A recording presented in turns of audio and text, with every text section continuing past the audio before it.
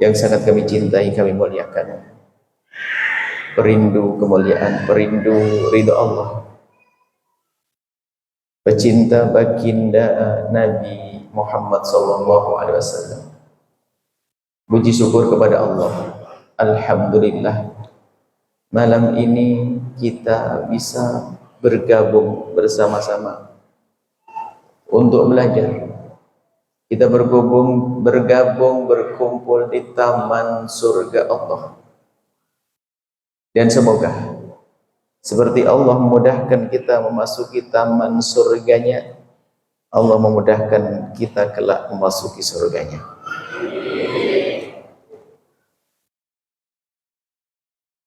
Beribadah itu bermacam-macam. Ada ibadah yang tampak seperti ibadah sujud, sholat, puasa. Itu ibadah istimewa. Akan tapi ada ibadah itu tapi tampak bukan seolah-olah menyembah Allah, tapi ibadah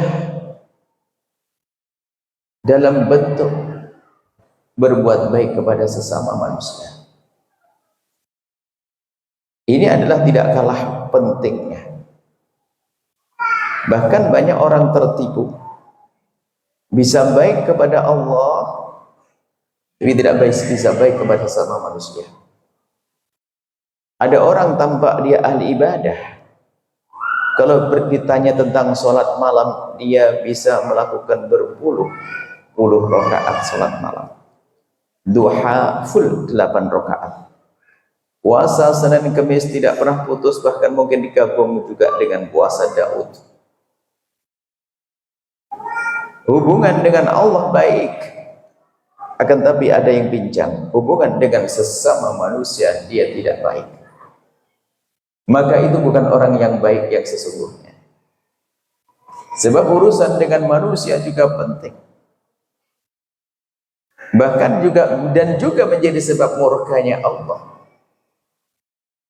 Sehingga orang baik yang sesungguhnya itu adalah ada keseimbangan dia, baik kepada Allah dan baik kepada sesama manusia. Disebutkan banyak riwayat tentang seorang perempuan misalnya, tudkar bi kathratis sholati. Disebutkan kalau dia banyak sholat, banyak puasa, banyak ibadah, cuman dia tuh punya kebiasaan jelek, suka nyakiti tetangganya. Dalam riwayat disebutkan menyakiti tetangganya dengan lesannya. Kemudian seketika itu baginda Nabi menjawab, la khaira fiha, enggak ada baiknya perempuan itu, innaha min ahlin nari, dia adalah ahli neraka. Padahal dia ahli ibadah, tahajudnya hebat. Disinilah banyak orang tertipu, sehingga ada orang menguatkan zikirnya, bicara zikir banyak, salawatnya sehari mungkin 5.000, 10.000 bersalawat kepada baginda Nabi sallallahu alaihi wasallam. Wah, zikirnya, ngulang-ulang Al-Qur'annya, punya hafalan Al-Qur'an, akan tapi ternyata dia sama istrinya zalim, sama suaminya zalim, sama saudaranya rebutan waris, sama tetangganya tidak akur. Dialah orang-orang tertipu. Maka justru tanda baiknya kita kepada Allah adalah kita baik kepada sesama manusia. Sehingga dengan Allah mendapatkan kenikmatan di surga nanti. Ya, kalau kita baik dengan manusia, di dunia kita menjadi indah. Hidup kita di dunia menjadi nyaman karena kita baik kepada sesama manusia. Makanya jangan sampai kita tertipu dengan ibadah. Banyak orang tertipu dengan ibadah karena dengan ibadahnya dia mudah merendahkan orang lain. Malam ini kita akan sempurnakan. Ayo kita tingkatkan ibadah kita dengan Allah. Kita hindari dosa kepada Allah. Dosa-dosa besar kepada Allah, termasuk dosa-dosa makan riba, zina dan seterusnya. Akan tapi juga tidak kalah penting, kita itu jangan melakukan dosa kepada sesama manusia. Ada loh orang tertipu, bolak-balik haji dan umrah keluarga, tapi dia belum beres urusan waris. Bahkan mungkin dia yang merebut waris. Tak taunya senang umrah, senang haji. Itulah orang yang masuk neraka lewat Mekah. Oh, ada model begitu. Bahkan mungkin ada orang bangun masjid, tapi ternyata dia urusan waris belum beres, tertipu dia. Maka malam ini adalah kita malam membebaskan diri kita dari ketertipuan. Jangan sampai kita senang berbuat baik kepada manusia, tidak baik kepada Allah, atau sebaliknya kita baik kepada Allah tapi tidak baik kepada sesama manusia. Nah, ini adalah silsilah panjang, wahai para bapak dan ibu. Kita akan mulai satu demi satu. Manusia itu banyak bermacam-macam. Cara berbuat baiknya pun berbeda-beda. Kalau urusan anak, pendidikan anak yang benar. Urusan saudara, silaturahmi. Urusan suami istri, bagaimana membangun keindahan keharmonisan. Itu perlu silsilah khusus. Dan tidak mungkin kami hadirkan dalam pertemuan yang singkat saat ini. Tapi insya Allah nanti jika ada pertemuan, kita hadirkan silsilah. Silsilah kita harus benahi, benar-benar bagaimana suami istri yang baik, bagaimana dengan saudara yang baik, bagaimana dengan anak yang baik, bagaimana dengan orang tua yang baik, bagaimana dengan tetangga yang baik. Dan kalau dijalankan petuah-petuah dari baginda, maka hidup akan indah. Malam ini kita akan mencoba menjelajahi atau melacak urusan kita dengan salah satu manusia yang ada di dunia ini, yaitu urusan dengan orang tua. Coba. Orang tua. Ingat orang tua. Jangan sampai ada di antara kita yang durhaka kepada orang tua. Bicara durhaka pada orang tua, jangan cabang-cabangnya banyak. Makanya ayo kita belajar serius yang khusyuk. Dan jika ada petuah atau perkataan para ulama, jadikan kita adalah orang yang pertama kali mendengar, dan jadikanlah diri kita orang yang sangat membutuhkan petuah ustaz tersebut. Jangan sampai kita mendengar tatanya ngebayang orang lain. Ingat, kita sepintas saja sekelumit bicara tentang pentingnya berbakti pada orang tua. Ingat, durhaka kepada orang tua akan menjadikan sebab kehancuran. Dan durhaka kepada orang tua, orang yang menjalani hidupnya dengan menyakiti orang tua, maka dia tidak akan bahagia, dia tidak akan bahagia, dia tidak akan bahagia, dan dia akan hancur, akan sengsara hidupnya, nggak bisa ditawar lagi. Biarpun katanya dia menikah dengan anak raja, biarpun dia menemukan gunung emas, biarpun dia jabatan tertinggi, kalau sudah menjalani hidup dengan durhaka kepada orang tua, harus hancur. Nggak bisa ditawar.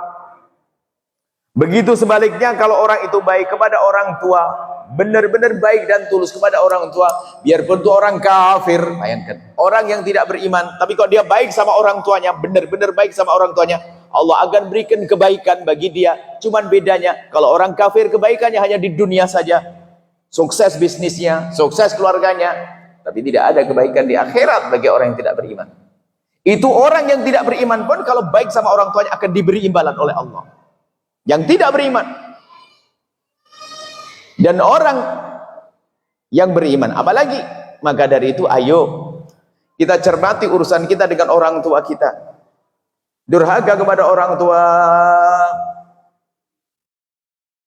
Kemudian setelah kita bicara durhaka pada orang tua, nanti akan kita bahas masalah anak. Kenapa anak menjadi durhaka? Kita pertama kita membahas urusan kita dengan orang tua kita. Durhaka itu halus, kadang tidak tampak. Seolah-olah dia berbuat baik, berbakti, ternyata durhaka. Mungkin ada seorang anak yang rawat ibunya, memandikan ibunya yang sakit. Rawat ibunya yang sakit setiap hari, merawat dengan benar-benar dengan baik ibunya yang sakit. Dimandikan, dicucikan bajunya, digendong ke sana kemari. Cuman ternyata diam-diam dalam hatinya ingin agar ibunya memberikan sertifikat tokonya. Busuk hatinya bukan karena Allah. Dia membantu orang tua bukan karena Allah, sengsara dia. Berbakti kepada orang tua itu halus, durhaka juga halus. Siapapun yang menjalani hidup dengan durhaka akan sengsara. Disebut oleh baginda Nabi, kullu dzambin yu'akhirullahu 'uqubatahu yaumal qiyamati. Semua hukuman dosa itu akan ditunda di hari kiamat, illa uquqal walidaini, kecuali durhaka kepada orang tua. Allah akan kirimkan hukumannya di dunia. Kalau dia perempuan, ketahuilah bahwasanya kalau dia durhaka pada orang tua, dia akan diberi Allah kehancuran. Kalau ternyata belum hancur-hancur bisnisnya sukses, tunggu akan hancur. Allah akan kirim kepadanya suami yang kurang ajar. Kalau ternyata suaminya baik-baik, tunggu saja, dia akan Allah kirim anak yang kurang ajar menyakitinya. Ternyata anaknya baik-baik, tunggu temannya akan bohongi dia dan menjadikan dia hancur. Pokoknya yang durhaka pada orang tua harus hancur di dunia sebelum di akhirat. Dan berbakti kepada orang tua dan durhaka itu nasib. Memang nasib sengsara. Kadang ibunya baik, ayahnya baik, tapi dasar anak ahli neraka, anak durhaka, dia tidak mengerti budi, kasar sama orang tuanya, ngomong seenaknya. Masya Allah, itu nasib buruk. Padahal bapak ibunya baik, tapi sebaliknya ada memang nasibnya anak yang selamat, anak yang baik, ibunya jahat, ibunya kasar, bapaknya kasar, tapi dia tidak akan berubah, tetap saja dia baik sama ibunya. Ini dikisahkan seorang kafir, bayangkan, kafir bukan orang beriman. Dikisahkan, kita lupa apakah di Jepang atau di Korea atau di mana, pokoknya cerita tentang orang sana. Dikisahkan seorang perempuan yang tangannya itu nggak berfungsi sebenarnya, jadi kayak patah situ, rusak di situ. Dia sambil dorong kursi roda, dia kemana-mana ibunya di bawah. Dan dia sukses. Cuman bagaimana suksesnya ini, dia meniti karir begitu cepatnya. Rupanya dia cerita bahwasanya, saya itu dari kecil ibu saya itu kejam sekali dengan saya. Bahkan termasuk tangan saya itu tidak berfungsi karena pernah dipukul ibu saya dengan alat sampai seperti itu. Dan selama itu saya tidak pernah dendam kepada ibu saya. Cuman sayangnya saja orang ini tidak beriman. Dia tidak pernah dendam ibunya, tetap saja dipukul ibunya, tetap dia baik. Sampai saya sudah gede, dewasa, sampai saya berusaha bekerja, mencari buka usaha, sampai dia sukses. Dan dia tidak berubah dengan ibunya. Tetap saja mendorong adalah dia. Bayangkan, orang yang tidak beriman pun akan ditolong oleh Allah karena baik kepada bapak ibunya. Bagaimana orang yang beriman? Cuman kadang nasib buruk ya Allah, naudzubillah, dengan ibunya kurang ajar, dengan bapaknya kurang ajar, ngomong kasar. Jika kalian wahai anak dekat dengan bapak ibumu, seringlah melihat ke bumi, jangan sering melihat ke langit. Tawadhu. Jangan ngangkat suara. Kadang-kadang kalau dikasih sama orang tua sambil nyanyi-nyanyi, hati-hati. Hati-hati, pokoknya semua hari ini kita harus belajar, berbenah. Ada hitungannya di hadapan Allah. Kelihatannya biasa-biasa sehari ini gak ada masalah. Nanti akhirnya akan diberi kehancuran kita. Akan diberi kehancuran. Dan kalau yang namanya berbakti itu halus, lembut dari hati. Mungkin ada seorang anak. Kita pernah menghadirkan sebuah cerita. Anak SMP kelas 3.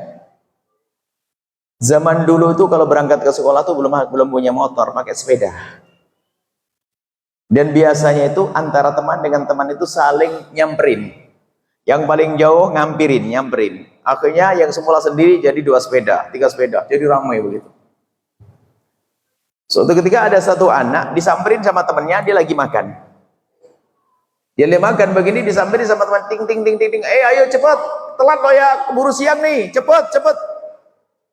Karena dia lagi makan, mendengar seruan dari kawannya, kalau waktu sudah siang takut telat, dia pun juga makan buru-buru cepat. Setelah dia makan buru-buru, langsung cuci tangan, ngambil tas, cium tangan ibunya, berangkat ke sekolah naik sepeda. Sampai di sekolah, temannya pada masuk kelas, rupanya anak yang tadi, yang buru-buru makannya tadi, tiba-tiba keluar lagi bawa sepedanya ke arah pulang. Teman-temannya pada bingung kenapa dia pulang. Tidak lama kemudian nongol lagi kelihatan. Kemana? Kenapa? Kemana kamu tadi? Pulang. Memang kenapa ada ketinggalan? Enggak. Terus kenapa kamu pulang? Dia menjawab, ya tadi waktu kamu nyamperin aku kan lagi makan. Terus ya kamu bilang waktu sudah siang, ayo cepet-cepet. Aku hanya buru-buru dong. Kemudian aku langsung cuci tangan, aku langsung ambil tas salim kepada ibuku. Terus aku lupa. Kalau piring itu belum aku cuci, aku tidak rela jika piring itu nanti dicuci oleh ibundaku. Karena dia punya bekti, nggak tega piring yang dicuci oleh ibunya. Hari ini anak gadis sudah gede, sekalian ma. Naudzubillah, baju sekalian bu. Ingat, ini ilmu yang sesungguhnya. Ibunda kita, ayahanda kita sudah capek dengan kita. Di masa kecil kita memandikan, kita menyucikan baju kita. Tolong kalau kita sudah gede begini, jangan menyiksa orang tua. Jangan merepotkan orang tua. Hukumannya besar di hadapan Allah. Dan yang namanya berbakti juga halus, durhaka juga halus. Itu berbakti seperti itu. Dan sebab-sebab durhaka banyak sekali, Masya Allah. Tapi kita harus menyadari saat ini, ingat hukuman Allah. Kalau hanya hukuman manusia enteng, hukuman dari Allah di akhirat nanti lebih pedih lagi.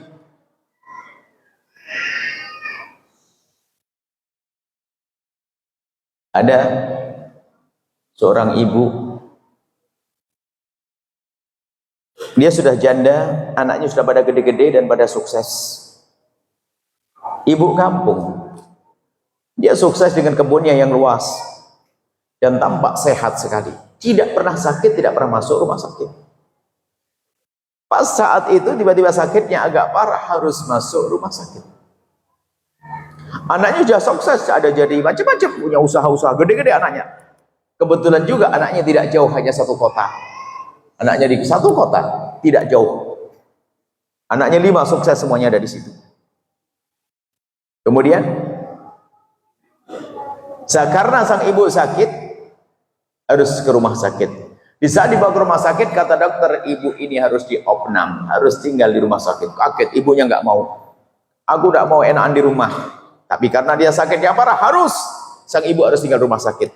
Sehingga semua anak-anaknya bersepakat, ibu dikasih nasihat ibunya, ibu tinggal di rumah sakit. Akhirnya betul, tinggal di rumah sakit opnam. 5 bersaudara ini kumpul di situ. Kemudian kakak yang pertama yang paling gede mengatur jadwal. Adik-adikku semuanya, kita harus jadwal dong, biar ibu nanti ada yang menunggui, biar ada yang jaga ibu. Kata yang lainnya, tiba-tiba hampir kompak mengatakan, enggak kak, enggak gimana, terus yang jaga ibu siapa? Enggak pakai jadwal kak. Terus gimana? Kita semua ada di sini, enggak ada yang mau jadwal. Aku sudah bilang sama suamiku kalau aku akan tidur di sini. Jadi nggak pakai jadwal-jadwalan. Jadi kalau pengen pulang ngambil baju, balik lagi, balik baju. Malam pertama di rumah sakit, sang ibu merasakan waktu dulu anaknya masih kecil, lengkap satu kamar. Di rumah sakit yang paling gede, anak yang di sana, laki-laki di sana, di kamar gede di rumah sakit. Karena orang kaya rumah sakitnya ambil yang ruangannya agak besar. Malam itu sang ibu memang merasakan sakit, tapi sisi lain gembira lihat anaknya semuanya, ngeriung kumpul di rumah sakit. Kalau ada hajat pulang ngambil baju, balik lagi, pulang balik lagi, begitu. Setiap saat anaknya kumpul di situ. Sehari, 2 hari, 3 hari, 4 hari, 5 hari, sampai 10 hari lebih. Kemudian karena 10 hari lebih dan lihat ibunya sudah mulai baik, ada salah satu anak perempuannya pergi ke dokter. Ke tempatnya dokter. Lalu bertanya tentang keadaan ibunya. Dijawab oleh dokter, ibu sudah baik dan bisa dibawa pulang. Girang itu sang anak. Alhamdulillah, betul dokter bisa dibawa pulang? Iya.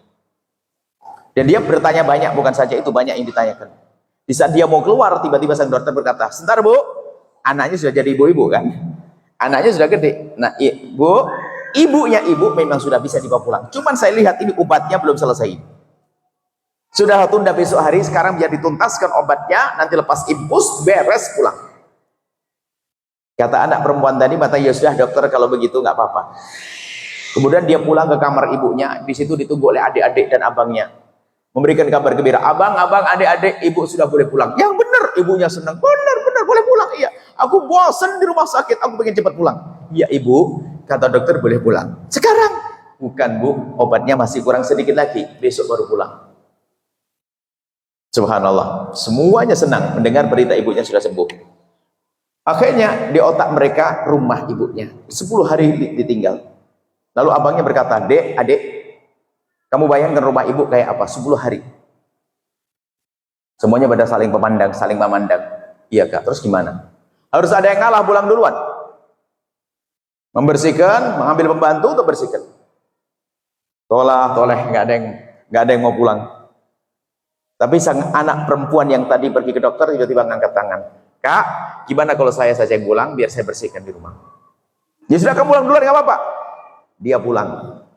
Sampai di rumah betul membersihkan kamar mandi ibunya, airnya diganti, kasurnya diganti semua. Saking begitu semangatnya dia bekerja, dimatikan itu handphone. Sehingga tidak ngedengar berita apapun. Malam dimatikan handphonenya. Sampai pagi dia masak-masak, nyiapin nasi segala macam, bersih-bersih semuanya sampai pagi. Di pagi hari itu nunggu kok nggak ada kabar, kapan kira-kira pulang ibu, jam berapa.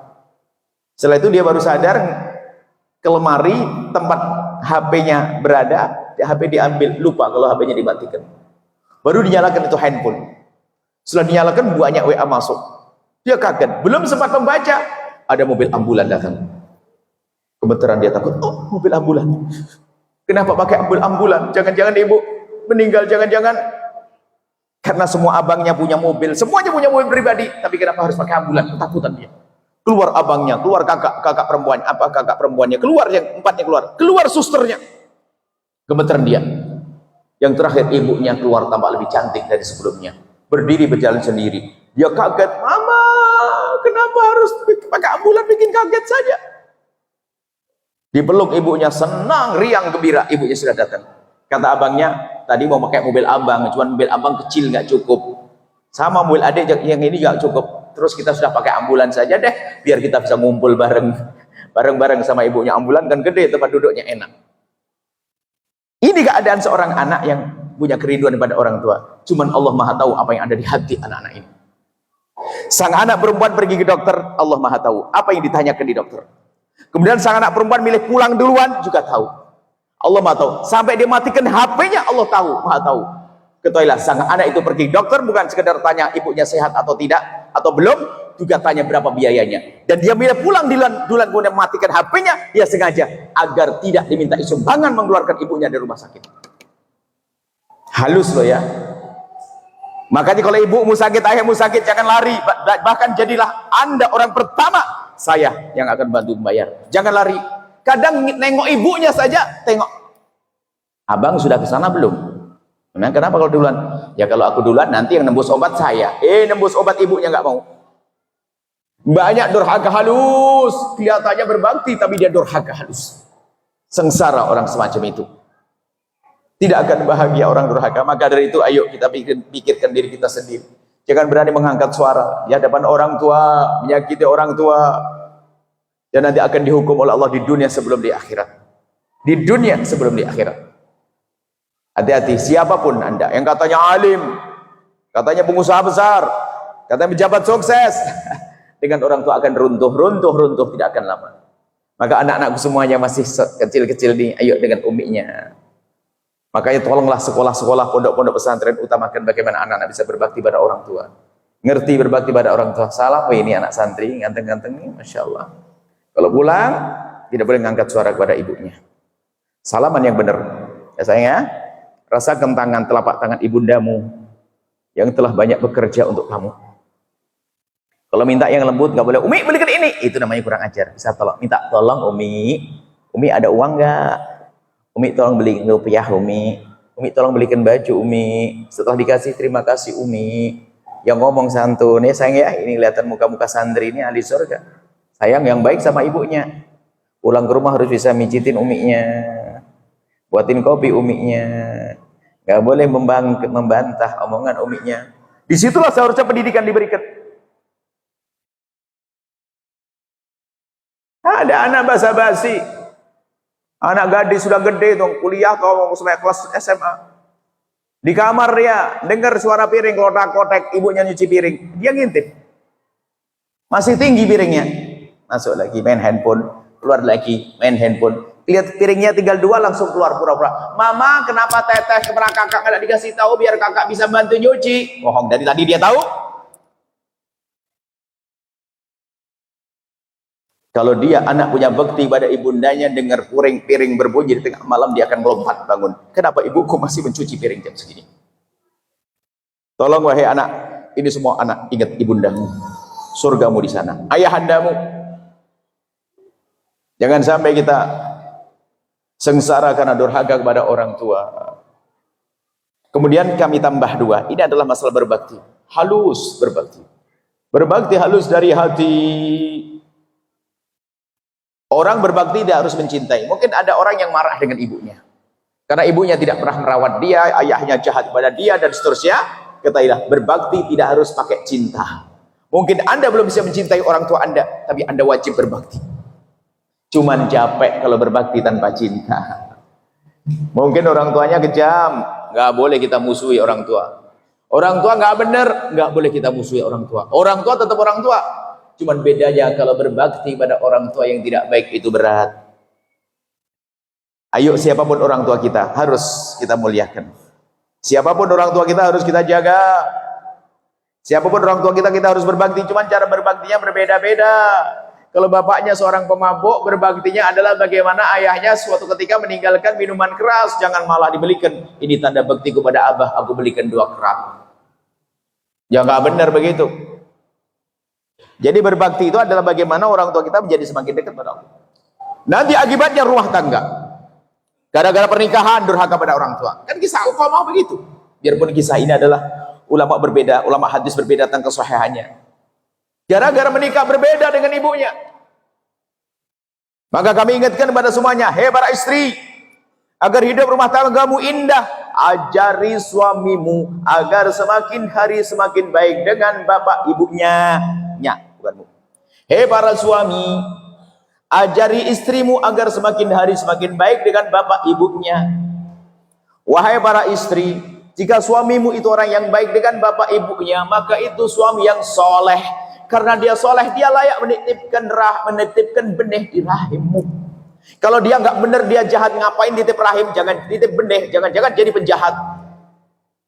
Ayo, wahai para suami, jika istrimu adalah orang yang sangat baik dengan bapak ibunya, maka dia wanita solehah, layak engkau menitipkan benih di rahimnya, maka akan lahir orang hebat.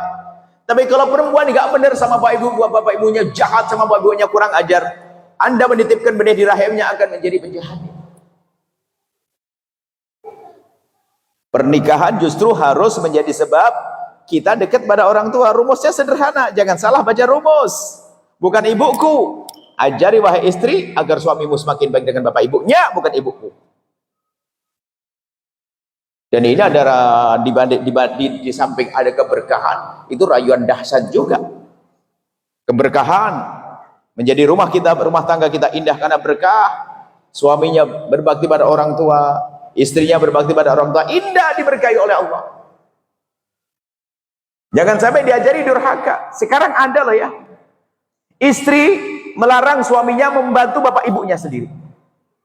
Wah, ini pernah suatu ketika ada orang datang kepada kami,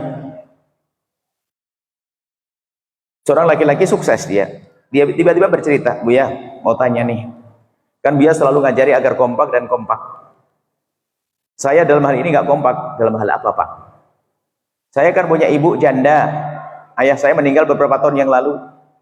Adik-adik saya belum mandiri, yang mandiri hanya saya, pengusaha AC, kaya dia, cukup. Cuman gimana Bu ya hukumnya kalau saya memberi uang kepada ibu saya tanpa sepengetahuan istri saya? Kami bertanya, Pak, itu duit siapa? Duit saya Bu ya. Istrimu sudah kamu beri nafkah? Sudah.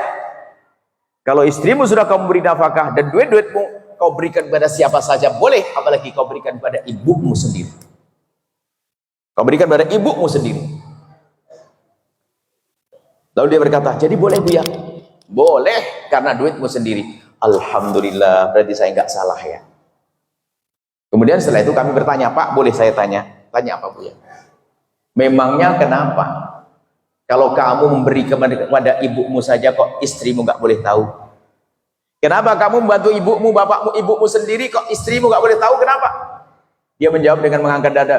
Aduh Bu ya, pernah istriku tahu, saya ketahuan transfer kepada ibu saya. Aduh, istriku cemberutnya sebulan. Dalam hati saya, tapi saya tidak mau ngomong. Nasib buruk kau, rupanya istrimu itu iblis pakai kerudung. Yang model begitu tuh hanya iblis pakai kerudung, karena iblis menjerumuskan ke neraka. Iblis pakai kerudung, cuman saya nggak enak nahan. Naudzubillah, kok ada perempuan semacam itu? Kalau di sini ada iblis pakai kerudung, langsung dirubah iblisnya menjadi anak Adam, insyaallah solehah, amin.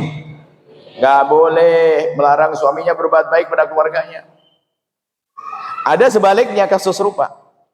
Seorang istri, seorang perempuan tiba-tiba ngadep. Bu ya, alhamdulillah saya sudah jadi pegawai negeri, jadi PNS. Saya tidak ngerti jeluntrung judulnya apa kok tiba-tiba ngomong begitu. Maksudmu apa Ibu? Jadi saya sudah punya gaji sendiri. Terus saya punya ibu jualan sayur di pasar. Gimana Buya hukumnya kalau saya bantu ibu saya yang jualan sayur itu dari gaji saya tanpa sepengetahuan suami saya? Kami jawab, jika duit-duitmu kau berikan siapa saja boleh. Tapi kalau duit suami harus izin suami. Duit saya kok Buya gaji saya sendiri. Baik. Kalau gajinya ibu sendiri, boleh ibu berikan kepada ibunya ibu tanpa sepengetahuan suami. Alhamdulillah dia ngomong begitu. Kemudian kami balik bertanya, Bu, boleh saya tanya? Tanya apa Buya? Memangnya kenapa kalau suamimu tahu kamu ngasih duit kepada ibumu sendiri? Aduh Buya, pernah ketahuan sekali marahnya nggak kira-kira. Dalam hati saya, kayaknya suaminya itu adalah setan pakai kopiah. Saya harus sebut setan pakai kopiah, sebab yang menjerumuskan itu hanya setan. Anak Adam nggak akan menjerumuskan sesungguhnya. Maka ayo kita dukung pasangan kita untuk dekat pada orang tua. Harus seperti itu, indah hidup setelah itu. Bahkan kalau orang ngerti rayuan dahsyat, coba. Rayuan dahsyat, kan rayuan bermacam-macam. Saya buat gambaran begini. Seorang istri minta diantarin suaminya, Bang, tolong anterin saya belanja. Dianterin sama suaminya. Yang bayari suaminya. Di saat belanja, sang istri ngambil gula 1 kilo. Tiba-tiba suaminya ngomong, sayang tambah 1 kilo. Minyak goreng 1 kilo. Tiba-tiba suaminya ngomong, sayang tambah. Untuk apa sih Bang? Sudahlah sayang tambah. Beli apapun selalu sang suami minta ditambah. Sehingga semakin banyak belanjaannya. Dibawa ke kasir, dibayarin. Setelah dibayarin di kasir, dibawa pulang. Setelah dibawa pulang, sang istri mengatur barang belanjaannya di rak, ditaruh begitu. Sisanya tadi ditanyakan, Abang, ini ditaruh di mana Bang? Dibungkus sayang. Kok dibungkus? Iya sudah dibungkus bareng-bareng. Terus mau dikirim kemana? Aku mau kirim ke ibu. Ibu siapa? Kan ibu abang sudah meninggal. Ibumu cantikku. Oh. Ibumu bisa nunjuk kepada ibumu gitu, jatuh cinta. Oh, suamiku ingat ibuku, aku saja tidak mengingat ibuku. Kan enggak gampang rayu begitu tuh. Sama. Anda seorang suami kok tiba-tiba istri Anda menyimpankan tabungan, nyimpan uang membelikan sesuatu untuk ibunda Anda. Apa yang terjadi di hati Anda? Anda jatuh cinta kesekian kalinya. Itu rayu dahsyat. Di balik rayuan ini ada keberkahan. Makanya tolonglah saling mendukung di antara suami istri untuk berbakti pada orang tua. Sebab banyak kejadian-kejadian durhaka itu karena pasangan. Pasangan naudzubillah. Ini insya Allah ahli surga semuanya. Amin. Ayo saling mendukung. Bahkan kami teringat suatu ketika. Ini pengalaman pribadi. Justru saya tidak ingat waktu diingatkan istri saya. Saya telepon kepada umi saya. Kebetulan di kasur. Cuman saya lagi capek waktu itu. Karena capek kaki saya angkat begitu. Saya sambil telepon bareng begitu. Istri saya dengar. Buya telepon siapa? Umi. Buya telepon Umi, kakinya naik ke atas. Oh, astagfirullah, bener ya. Kok bisa saya naik ke atas kaki saya? Langsung saya berdiri. Saya tidak lupa bahwa saya tadi ingatkan seperti itu. Yang namanya capek lupa tapi mengingatkan begini bagi saya terasa. Karena berarti istri saya menghargai ibu saya. Ya namanya kaget, astagfirullah, saya belum duduk. Dan kalau kita telepon orang tua kita bilang orang tua tidak ada, kita harus ada hormat. Ada terkesan. Dan sungguh ini adalah makna yang luar biasa dahsyat. Di balik berbakti pada orang tua ada kebahagiaan dalam rumah tangga. Maka kami ingatkan, yang rumah tangganya sengsara, ibu banyak masalah, ekonomi berantakan, kembali ke orang tua, lihat urusanmu bagaimana dengan bapak ibumu. Benahi dengan bapak ibumu. Sampai di sini saya tambah penutup. Nggak usah malam-malam. Penutupnya adalah anak-anak kita harus menjadi anak yang berbakti pada kita. Kalau tidak kita akan sengsara juga. Kita akan dijerumuskan oleh anak neraka. Jadi kalau ada anak durhaka, dia akan masuk neraka, dia akan berkata, ya Allah, aku jadi durhaka karena bapak ibuku tidak ngajari aku. Makanya mulai sekarang, ayo wahai para bapak ibu, jadikan anak-anak kita anak yang mengerti berbakti. Kita berbakti pada orang tua, tapi anak kita tidak kita didik nanti juga durhaka. Kalau anak kita durhaka, anak neraka. Anak masuk neraka, dia nggak terima orang tuanya diseret ke neraka. Dia dimasukkan neraka karena durhaka. Dia berkata, ya Allah, aku memang durhaka pada bapak ibuku, tapi memang bapak ibuku tidak pernah mengajari aku berbakti. Makanya sekarang kami ajak bagaimana menjadikan anak-anak kita berbakti. Caranya ayo kita beri pendidikan yang benar. Pendidikan yang mengenalkan kepada Allah dan Rasulnya. Seperti ini saya lihat anak-anak. Ini pesantren mana saya? Apa namanya? Al-Fattah. Al-Fattah. Al-Fattah. Masya Allah. Pendidikan pesantren adalah indah. Zamannya mengenalkan kepada Allah. Kalau kita salah mendidik, mohon maaf. Kalau anak kita itu bodoh, lalu dia berbuat jahat, paling-paling nyuri jemuran, nyuri mangga. Tapi kalau anak Anda sekolahkan tinggi-tinggi lalu berbuat jahat, apa yang diambil wahai ibu? Itu tabungan dosa buat bapak ibu. Makanya harus kita kenalkan. Hari ini anak dipanggil ibunya ngangkat suara. Karena susah dididik, karena sudah handphonenya, pergaulannya dan seterusnya. Mau nyuruh kita enggak gampang. Pergaulan di luar hari ini mengerikan. Maka betul hendaknya sudah kita kirim anak-anak kita ke tempat mulia, namanya pondok pesantren hari ini. Bukan berarti yang sekolah di luar pasti jahat. Oh enggak, cuman kita harus waspada dong. Kalau di pondok pesantren itu yang terselesaikan banyak masalah. Jadi problem anak muda hari ini terselesaikan dengan anak-anak semacam ini. Problem apa hari ini? Pergaulan. Handphone dan bermacam-macam kejahatan dalam handphonenya. Gambar-gambar enggak jelas. Apalagi tontonan internet segala macam. Itu semua ternyata begitu mudah diselesaikan kalau anaknya di pondok. Nggak boleh megang handphone, nggak boleh internetan, nggak selesai. Mau jadi dokter, jadi insinyur ada. Maka dari itulah kami, insya Allah di beberapa kota, kami membuat sekolah-sekolah untuk menghantarkan anak jadi insinyur, jadi dokter, jadi presiden kalau perlu. Kita buat dari Jawa Timur, Jawa Barat, lompat ke Sumatera, Pekanbaru, termasuk insya Allah nanti ada di sini. Maka kami ajak Anda untuk bersama-sama mendukung program pesantren ini.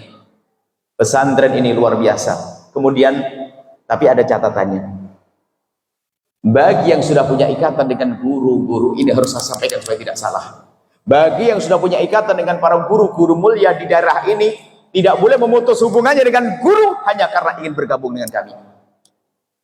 Justru Anda harus semakin kuat dengan guru Anda. Urusan dengan kami bab bonus tambahan. Bahkan dekatkan kami dengan guru-guru Anda. Karena berjuang, berdakwah itu adalah sama-sama. Kita pikul beban ini bersama-sama. Jadi jangan sampai, wah karena terpesona dengan program Buya, lalu Anda meninggalkan guru Anda. Tidak, saya tidak terima Anda. Justru Anda harus sampaikan, Buya saya punya guru di sini. Saya semakin kuat dengan guru saya mau bergabung dengan Buya, boleh. Insya Allah nanti di belakang sini ya Pak. Kita tempatnya di mana? Dekat sini. Dekat dibangun sebuah sekolah pondok pesantren, dan pondok pesantren ini adalah hanya bisa dilakukan oleh orang-orang cerdas. Anda punya ibadah umrah, setelah mati selesai umrah. Anda ibadah haji, selesai haji. Tapi bangun pondok pesantren, lihat kita meninggal akan mengalir pahalanya. Dan itu yang dicintai Nabi. Suatu ketika Nabi keluar dari rumah ke masjid begini ini. Di masjid ada dua kelompok. Yang satu kelompok berzikir, yang satu kelompok mengajari ilmu. Nabi menyanjung, ini baik, itu baik. Tapi yang menuntut ilmu lebih aku cintai. Karena inilah nanti yang akan terus menggepok tularkan, menurunkan ilmu-ilmunya Rasulullah sampai hari kiamat. Kalau di pondok pesantren, sholat tahajud, baca Al-Quran. Kalau Anda ikut andil di dalamnya, Anda sudah dilihat lahat Anda di alam barzah, pahala terus mengalir. Maka harapan kami dengan adanya program kemuliaan, jangan sampai ada yang tertinggal dari program kemuliaan ini. Insya Allah Anda ikut. Bahkan kami, mungkin ada satu orang mencukupi sampai bangunan Mekah. Kami tidak minta semacam itu. Justru kami minta semoga ini semua ikut adil, ikut saham, ikut punya bagian. Kami tidak pernah minta, ya Allah semoga punya tambang emas. Ya, kalau tambang emas nanti gak ada yang beramal baik. Kami ingin dari kocek hamba Allah, biarpun Rp1.000, Rp5.000, Rp100.000, Anda kumpulkan, itu tabungan buat Anda. Nanti bisa Anda di alam barzah, pahala tetap mengalir. Insya Allah, bismillah. Jadi insya Allah pondok pesantren dan pondok pesantren dengan pondok pesantren harus punya fungsi saling melengkapi. Kita akan buat program. Kalau di Al-Bahjah ini ada Al-Bahjah, kami sampaikan ada program tafaquh fid din, mencetak ulama. Dia tidak pernah dikenalkan urusan ijazah segala macam, belajar agama, menghafal Quran, agama sampai ulama. Nanti ada program lain bukan ini, manusianya beda, programnya beda, manajemennya beda. Ini program formal, ada SD, SMP, SMA. Kita didik dengan baik, benar. Kalau dia mau belok ke agama juga bisa. Kalau ternyata dia ingin menjadi dokter, insinyur, mau jadi jenderal, mau jadi apa, bisa. Jadi program Al-Bahjah banyak. Tinggal milih nanti. Tahfidzul Quran juga ada. Hanya kalau tahfidzul Quran di Al-Bahjah ini adalah kita jadikan kelas dasar. Kalau sudah umur 15 tahun sudah tidak boleh lagi menghafal Al-Quran, sebab sudah waktunya mengerti halal haram. Jangan sampai hafal Quran saja tapi tidak mengerti halal haram. Ada. Dan rupanya sudah banyak Anak-anak kita yang ada di sini, yang dari sini sudah banyak ada di Cirebon sana. Dan yang sudah ada juga pondok di sini, daerah mana? Muara Basung ya. Ada Muara Basung, Pondok Putra. Cuma di sini nanti akan kita buat Pondok Putri. Kita ada di Pekanbaru sana pondok SMP Putra. Di Muara Basung ini separuh tafakuh, separuh ini setengah-setengah tafakuh. Kalau ini ada formal Putri. Baik, ini kami seru kepada siapapun, Anda bisa berjuang dengan 5 hal ini sudah mendapatkan bagian. Yang penting kalau ada program kemuliaan jangan sampai ada di hati Anda benci. Kalau Anda punya kebencian, Allah akan jauhkan dari rahmat. Paling tidak Anda berjuang dengan harta yang punya. Gak punya duit ilmu, gak punya ilmu tenaga, gak punya tenaga pikiran, gak punya itu semuanya. Paling tidak doakan. Doanya sederhana ibu, para bapak doakan pondok ini. Ya Allah kirimkan ahli surga yang bisa berjuang di tempat itu ya Allah. Kalau bukan ahli surga susah masuk nanti. Doakan ya Allah kirimkan kepada kami ahli surgamu yang bisa berjuang di pondok itu ya Allah. Lalu doakan juga ya Allah siapapun yang telah berjuang berikan segala kebaikan untuk diri dan keturunannya ya Allah. Doakan saja. Kalau Anda tidak bisa memberi, Anda cukup mendoakan. Bagi kami doa justru yang paling penting. Setiap malam Anda doakan. Kami yakin dari sebanyak orang ini pasti akan ada yang dikabul oleh Allah. Kemudian saya tambahkan juga atau nanti insya Allah. Sampai di sini dulu. Insya Allah mungkin ada yang mau ditanyakan di seputar berbakti pada orang tua. Tadi informasi ya, mungkin kalau sedikit tentang pesantren, ibu, bapak, saya akan bahas tentang pesantren. Pastikan anak Anda masuk pondok pesantren. Karena dengan itulah akan terselesaikan problem akhlak hari ini. Mengerikan hari ini, handphone itu bermacam-macam bisa dilihat. Yang pertama, kalau ternyata anak Anda belum bisa masuk pondok pesantren atau tidak mau masuk pondok pesantren, yang kedua, kalau jasadnya tidak bisa masuk pondok, hatinya masukkan ke pondok. Memasukkan hati ini ilmu baru. Mungkin Anda tidak pernah mendengar. Bagaimana masukkan hatinya, sambungkan hatinya ke pondok. Karena nanti Allah akan jaga dia. Gimana cara menyambungkannya? Mungkin anak Anda kuliah di Pekanbaru sana, atau kuliah di Jakarta. Berapa ribu Anda kirim uang? Anggap saja Anda mengirim uang 100 juta rupiah. Anda tambah 100 ribu atau 200 ribu dan katakan kepada anak Anda, anakku sayang, Umi tambah uang dari 1 juta menjadi 1.200.000. 200-nya untuk apa Umi? 200-nya kau kirimkan ke pondok ini loh, sebut pondok tadi Al-Fatah atau Al-Bahjah, kirim ke situ sayang ya. Setelah setiap Anda mengirim, setelah itu anak Anda mengirim transfer 200 ke pondok, disampaikan mama sudah saya kirim, Umi sudah saya kirim. Sebulan, 2 bulan, 3 bulan, 4 bulan, 5 bulan, 6 bulan Anda putus lagi. Dari 1.200.000 menjadi 1 juta, anak Anda justru yang nagih. Umi, 200-nya mana? Sudah kecantol hatinya. Yang ingatkan Anda. Sampai dia, kemudian Anda kirimi lagi seperti itu. 1.200.000, 1.200.000, 1.200.000. Sampai anak Anda selesai kuliah. Nggak mau mondok, tapi hatinya mondok. Selesai kuliah, tinggal Anda sampaikan, sayang, kamu sudah kerja kan? Kalau waktu kamu sekolah, Umi yang biayai, selalu aku tambah 200. Sekarang kamu sudah kerja, 200-nya jangan kau tinggalkan. Kau potong dari gajimu, kasih 200. Terus dia berlanjut, alangkah indahnya putra Anda, didikan Anda. Siapkan anak Anda kalau suatu ketika diuji oleh Allah dengan kekayaan yang melimpah. Kalau anak Anda kaya raya, lalu tidak kenal tempat yang baik, apa yang dilakukan dia dengan kekayaannya? Na'udzubillah. Anak Anda dengan kekayaannya tapi nggak kenal kebaikan, dia akan lelap, dia akan terlena dengan kemungkaran. Tapi karena sudah Anda didik, maka semakin kaya dia semakin banyak berbuat baik. Itulah memondokkan hatinya. Dia tidak mondok secara jasad, tapi hatinya sudah kenal. Bahkan dia kalau lewat pondok itu jadi noleh. Semula nggak noleh. Oh ini ya pondok selalu aku kirim 200.000. Itu loh, begitu. Kalau browsing internet pengen tahu kayak apa sih pondok itu, tiba-tiba dengar ceramah, tersentuh hatinya, Allah pasti ambil hatinya dia untuk kebaikan. Yang ketiga adalah model seorang bapak yang punya anak begini. Waduh, kalau duit saya titipkan dia, nggak kira dikirim ke pondok. Anaknya badung bandel kayaknya. Terlalu bandel, susah diatur. Nggak bisa, wah kalau saya kirimin duit pasti hilang. Kalau Anda menemukan anak semacam ini, jangan khawatir. Allah Maha Kuasa. Allah fi aunil abdi maka al abdu fi auni akhi. Sabda Nabi. Kalau Anda menolong anaknya orang, Allah akan tolong anak Anda. Ayo bergabung di pondok ini. Yang punya anak badung bandel sudahlah, serahkan kepada Allah. Anda ambil pertolongan langsung dari Allah. Ya Allah, saya ingin ngurusi santri saja ya Allah. Semoga dengan aku mengurusi santri, anakku menjadi baik. Ini langsung mengambil pertolongan dari Allah. Dengan cara seperti itulah Allah akan menarik anak kita kepada kebaikan. Selesai. Jadi nggak ada yang tertinggal, tinggal satu yang tertinggal. Seorang ayah dan ibu, seorang suami istri yang tidak punya anak. Kalau bicara tidak punya anak, Imam Nawawi nggak punya anak, Sayyidah Aisyah nggak punya anak, tapi tidak punya anak hanya di dunia saja. Ternyata di akhirat mereka punya anak banyak, punya anak didik. Yang tidak punya anak, jangan sampai harta Anda yang Anda kumpulkan berpuluh-puluh juta, ratusan juta setelah Anda kumpulkan, Anda meninggal dunia, Anda nggak mendapatkan apa-apa. Tumpahkan rezeki Anda, kalau perlu seluruhnya keluar dari rezeki Anda sebelum Anda wafat, agar menjadi pahala yang mengalir. Rawat anak-anak santri. Hei yang tidak punya anak, jadikan para santri anak-anak Anda, maka itulah yang Anda temui nanti di saat berada di alam barzah. Setelah itu selamat semuanya, nggak ada yang terlewatkan ya. Yang punya anak di pondok beruntung, yang punya anak belum masuk pondok tapi Anda sambungkan ke pondok beruntung, yang bandel gara-gara itu lalu Anda berbuat baik untuk pondok, Anda beruntung juga. Yang tidak punya anak pun akan beruntung dengan pondok, dan pondok memang tempat keberuntungan. Siapa yang beruntung di pondok? Anak itu sendiri. Siapa lagi? Ayahnya, ibunya, gurunya, dan seterusnya. Mungkin ada yang berkata, di sebagian pondok membayar mahal katanya. Ibu yang solehah, bapak-bapak yang soleh. Kalau urusan mahal, ayo hitung-hitungan. Hitung-hitungan.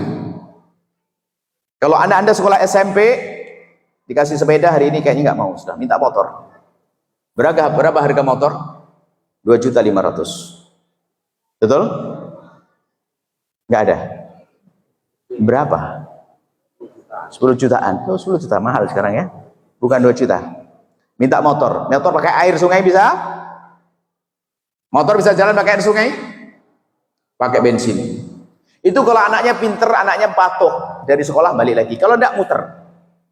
Tambah bensin, sudah tambah bensin, lapar di sana beli makanan, ada yang bayarin loh ya. Kemudian dia minta handphone. Kalau handphone pakai wifi terus marah, pasti harus pakai pulsa. Gara-gara punya handphone malam-malam tiba-tiba Anda harus bayari. Karena Pak, dia sudah kenal GoFood, buat macam-macam. Kemudian waktu dia mau berangkat sekolah, Anda kasih uang saku berapa? 3.000 berangkat sekolah? 3.000 berangkat?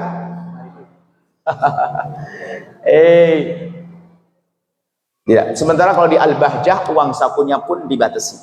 Biarpun orang kaya raya, kalau di pusat di Pekanbaru orang kaya raya sekalipun uang sakunya tidak boleh dari 10.000 supaya tidak terjadi kesenjangan, tapi makan kenyang selesai.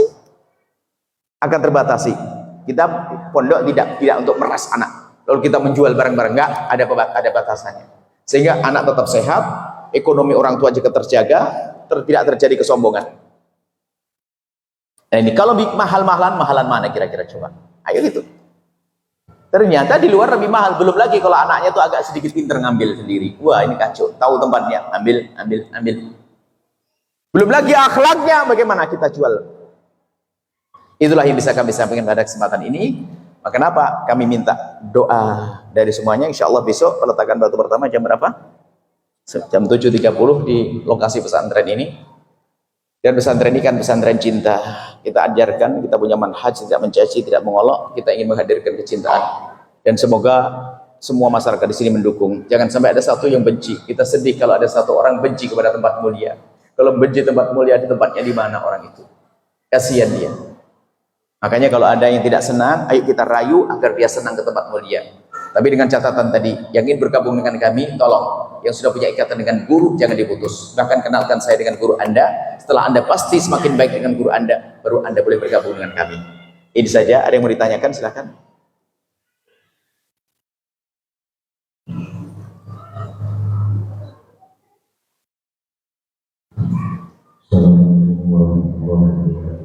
Salam.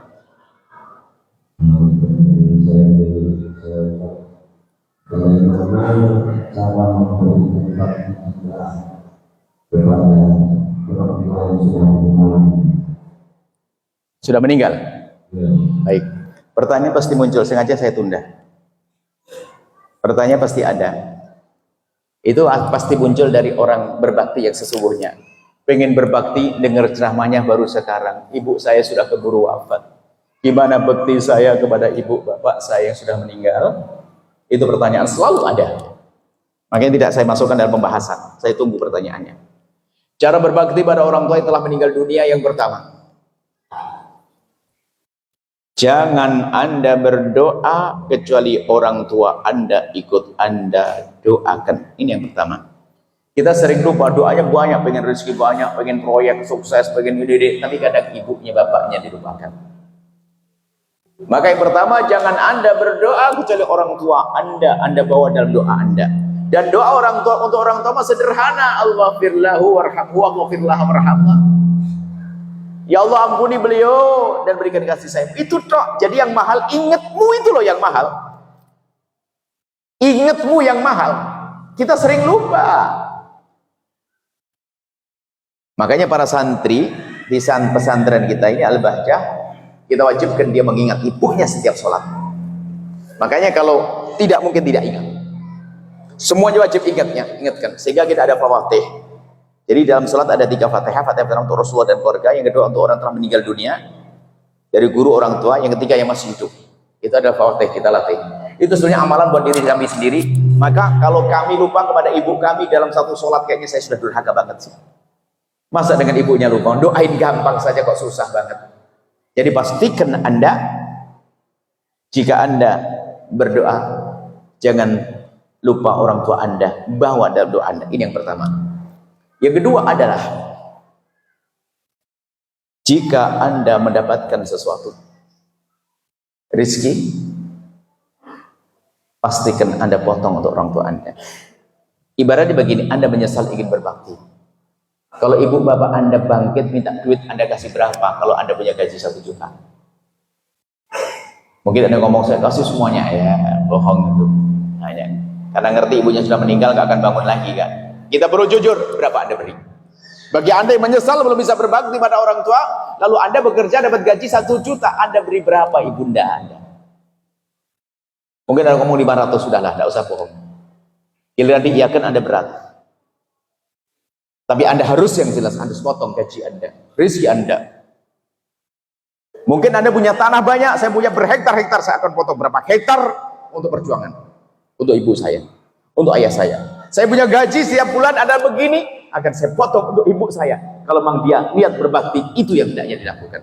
Saya punya gaji 5 juta, masa 1 juta saja nggak bisa? 500 untuk ibu saya nggak bisa. Lalu di mana kita berikan? Tempat mulia, ada pesantren, ada masjid, berikan ke tempat itu. Ini caranya adalah kalau ingin berbakti pada orang tua, sekaligus kebetulan pertanyaan masuk, ayo pondok ada. Kita lagi bangun pondok. Mungkin Anda punya tabungan kok 100 juta, lah harus saya potong 10% dah untuk ibu saya 10 juta. 1 miliar, ya paling tidaklah saya 100 juta. Terus Anda pikirkan, di balik itu semua ada keberkahan bagi Anda. Jadi yang kedua adalah, jika Anda mendapatkan rezeki, potong rezeki Anda dan berikan pada orang tua Anda melalui tempat-tempat mulia semacam itu.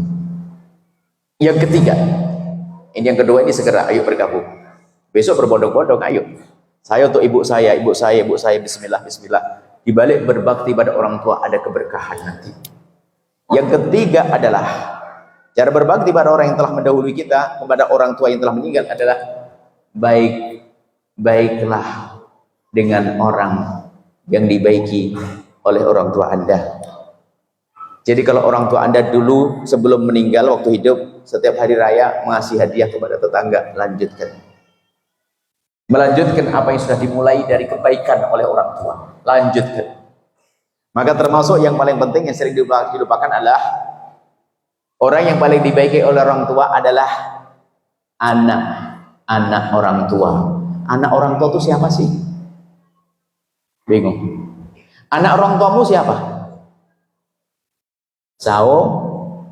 Bingung. Anak orang tuamu siapa? Saudara. Bingung. Jadi ternyata kalau ingin berbakti pada orang tua, baik-baiklah dengan saudaramu. Kalau dia lebih tua, anggap sebagai ibumu. Kalau dia lebih muda, anggap sebagai anakmu. Harus punya kasih sayang. Maka ini pembahasan baru lagi nanti. Merebut waris adalah orang durhaka pada orang tua. Karena dia telah menyakiti saudaranya, nggak akan bahagia dia. lihat perebut waris, jalan hidupnya sengsara dia. Biarpun dia kelihatannya mendapatkan harta berhektar-hektar, ratusan juta, akan nyungsep. Istrinya jahat atau anaknya kurang ajar, pokoknya harus diseksa. Karena kalau orang durhaka, kalau orang merebut waris, dia melakukan 3 dosa gede semuanya. 1 saja cukup masuk neraka, apalagi 3. Dosa apa? Dosa merebut waris, dosa ngambil hak saudaranya, yang kedua adalah dosa mutus tali persaudaraan, yang ketiga dosa durhaka. Makanya kalau ada orang meninggal dunia, tolong nasihati, ini kakak beradik harus makin sayang. Kalau anda baik dengan kakak anda, itu bakti pada ibunda anda. Kalau anda baik dengan adik anda, bakti. Nyakiti adik, nyakiti ibu. Karena apa? Ibumu pasti marah. Berarti kau bikin marah ibumu, itu bentuk durhaka. Jadi 3 ya caranya untuk berbakti pada orang tua telah meninggal dunia. Yang pertama adalah mendoakan. Kalau anda berdoa, jangan lupa doa. Yang kedua, kalau anda punya rezeki anda potong untuk orang tua. Yang ketiga adalah baik-baiklah dengan saudara. Yang dibaiki oleh orang tua anda kan saudara itu. Kemudian ada tambahan nanti diantaranya adalah mengadakan selamatan dan sebagainya. Kalau meninggal dunia, istilah tahlil dan sebagainya. Cuman itu harus ada ilmunya. Kalau anda mengadakan selamatan untuk orang tua, itu tidak diperkenankan dan haram hukumnya. Kalau mengambil dari harta peninggalan warisan, haram. Tapi dari kocek anda sendiri, sebab harta waris milik semuanya. Jangan mentang-mentang kakak tergede, bapaknya meninggal dunia, langsung sembelih sapi yang pertama, kerbau yang kedua, yang lain nendes, ya Allah, duitku disembelih, haram. Jadi kadang latah. Selamat untuk orang tua dari duit warisan, nggak boleh. Kecuali nanti dari anak kerabat, anak-anak ahli warisnya memang sudah dewasa semua dan mengatakan nggak apa-apa, ikhlas, baru boleh. Kalau ada satu nggak boleh, nggak boleh. Jadi kalau anda ingin selamat untuk orang tua, dari kocek anda. Sebab apa? Kan anda ingin berbakti. Kok pakai duit orang tua? Kok pakai duit bagi yang diwaris? Kecuali nanti setelah dibagi waris buat anda, jatah anda berikan ke masjid. Saya dapat waris dari ibu saya, tanah 5 hektar. Saya tidak butuh dengan tanah itu, aku jadikan pondok. Oh hebat. Sudah dapat pahala sedekah buat dia, pahala berbakti pada orang tua. Dahsyat. Dan semua yang ingin berbuat baik, tolong jangan lupa bawa orang tua. Anda kirim duit 100.000. Anda ngasih kotak amal 100.000. Jangan hanya memberikan kotak amal 100.000. Anda ingat, ya Allah, jadikan pahalanya ini nyampe ke ibu saya. Ingatnya ini yang mahal. Maka pahalanya Pak, 100.000 utuh untuk Anda, 100.000 utuh untuk orang tua, plus sambung hati tadi, itu namanya berbakti. Itu saja insya Allah, karena sudah malam. Terima kasih atas kehadiran semuanya. Ada ibu, ada yang adil minta ada yang bertanya. Kalau tidak cukup insya Allah, bismillah. Terima kasih. Ini ada kami ingin sampaikan pengumuman penerimaan santri baru SMP IPU Al-Bahjah Pekanbaru. Penerimaan siswa baru. Lagi yang merasa kemahalan, tak suruh aja hitung-hitungan lagi loh ya.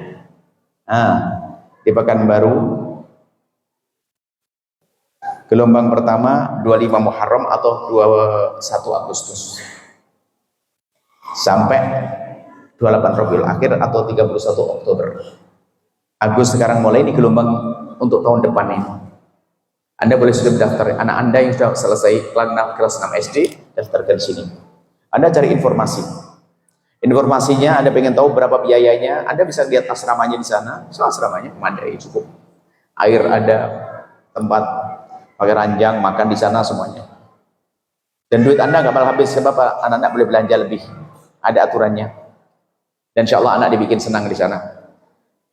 Informasinya langsung ke 0813 7228 3311 atau Ustaz Taufik 0821 7037 0465. Pesantrennya tempatnya di Jalan Tengku Maharatu, RT 03 RW 02, Kelurahan Maharani, Kecamatan Rumbai Barat, Kota Pekanbaru.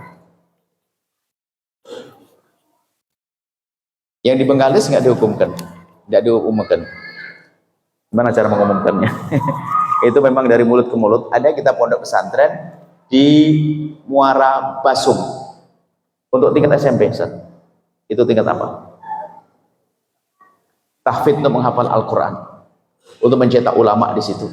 Jadi kelas tahfidz untuk mencetak ulama dalam tempo singkat insya Allah. Kemudian setelah tahfidzul Quran ada pendidikan selanjutnya. Adapun putrinya nanti di sini insya Allah SMP dalam waktu singkat insya Allah.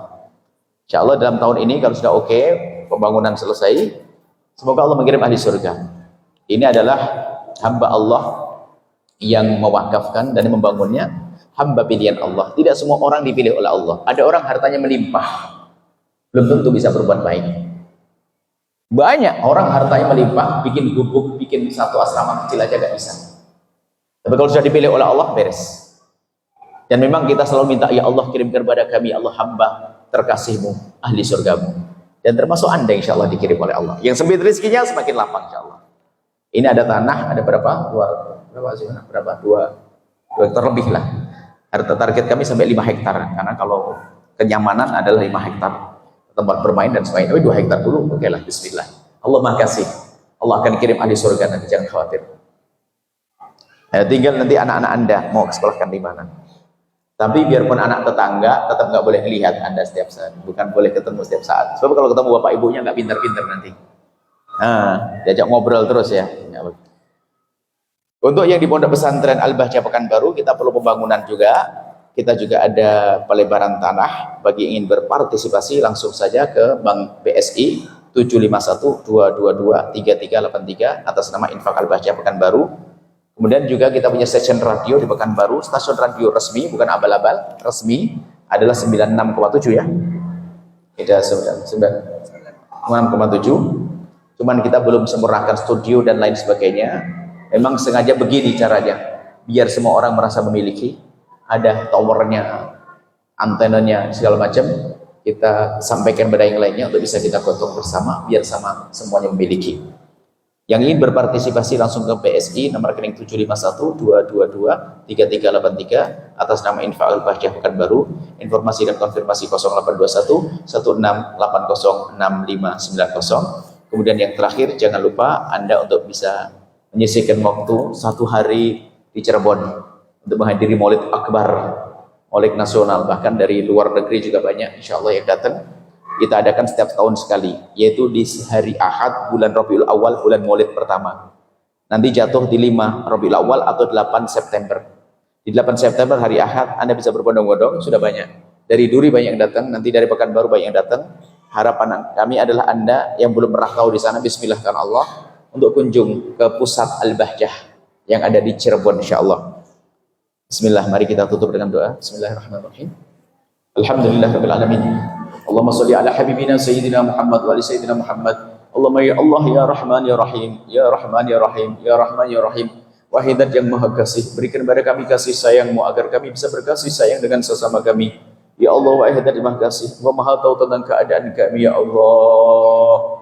Jauhkan kami dari kebencian, jauhkan kami dari dengki dan dendam. Maka kami mohon ya Allah, jika ada orang berbuat salah kepada kami, menyakiti kami, zalim pada kami, aniaya kepada kami mohon ampuni mereka, jangan hukum mereka ya Allah. Kami sungguh tidak rela jika ada orang masuk neraka karena kami ya Allah.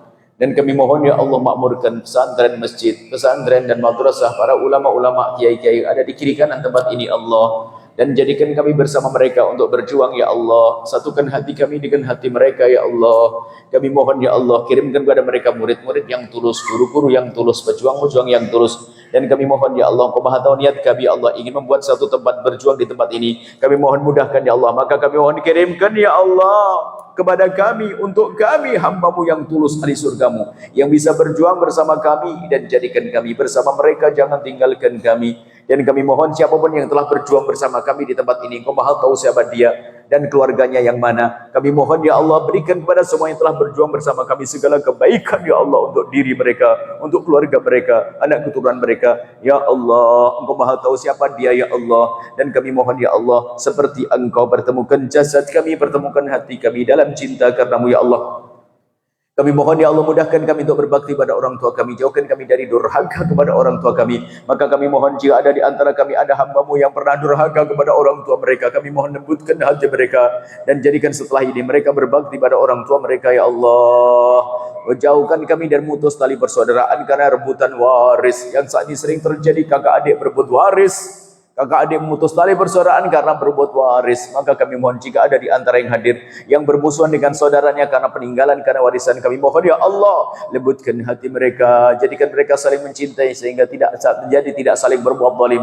Dan kami mohon ya Allah jaga mata kami dari melihat yang haram, ampuni ya Allah dosa mata kami ya Allah, kami takut hukuman-Mu ya Allah. Jauhkan kami dari zina yang busuk, hina dan Kau hinakan itu ya Allah, yang saat ini banyak terjadi berzinaan di sana sini. Kami mohon ya Allah jauhkan kami, anak keturunan kami dari zina yang busuk dan hina. Dan kami mohon ya Allah jika ada di antara kami ada hamba-Mu yang pernah terpeleset dalam hina dan busuknya zina, kami mohon ya Allah berikan kesadaran kepada mereka ya Allah. Ya Allah bencikan kepada zina dan tutup aibnya di dunia dan tutup aibnya di akhirat ya Allah, sehingga di dunia tidak terhinakan dan di akhirat tidak Kau hukum ya Allah. Buka pintu halal untuknya ya Allah, bencikan kepada zina ya Allah, dan jauhkan kami dari menggunjing pezina ya Allah.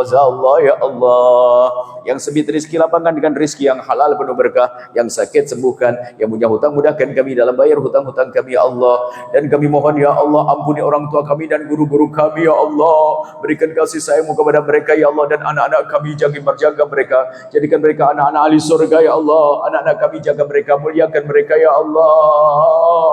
Anak kami yang nomor 1 ya Allah, anak kami yang nomor 2 ya Allah, anak kami yang nomor 3, yang nomor 4 ya Allah, nomor 5 ya Allah, yang nomor 6 ya Allah, nomor 7 ya Allah. Anak-anak kami itu ya Allah, jaga mereka ya Allah, muliakan mereka ya Allah. Dan mudahkan kami untuk mendidik anak-anak kami ya Allah. Berikan kekuatan kepada kami dalam mendidik anak-anak kami.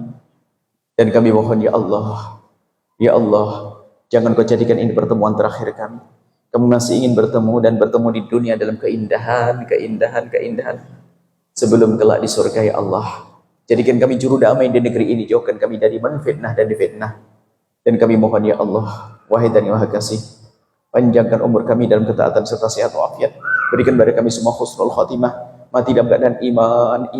Dan kami mohon ya Allah, jadikanlah ucapan kami di akhir hayat kami kelak, saat Engkau hendak mencabut nyawa kami. Kami ingin saat itu ya Allah, hati dan lidah kami mampu mengucapkan kalimat agung dan mulia, la ilaha illallah sayyidina Muhammad Rasulullah, la ilaha illallah sayyidina Muhammad Rasulullah, la ilaha illallah sayyidina Muhammad Rasulullah sallallahu alaihi wasallam. Rabbana atina fid dunya hasanah wa fil akhirati hasanah wa qina adzabannar. Wa sallallahu ala sayyidina Muhammadin wa ala alihi wasallam. Alhamdulillahirabbil alamin. Al-Fatihah.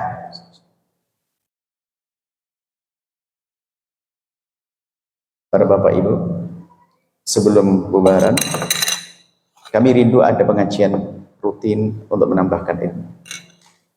Kalaupun seandainya kami tidak bisa datang, mungkin ada murid kami. Justru kalau yang datang murid kami itu pahala bisa lebih gede.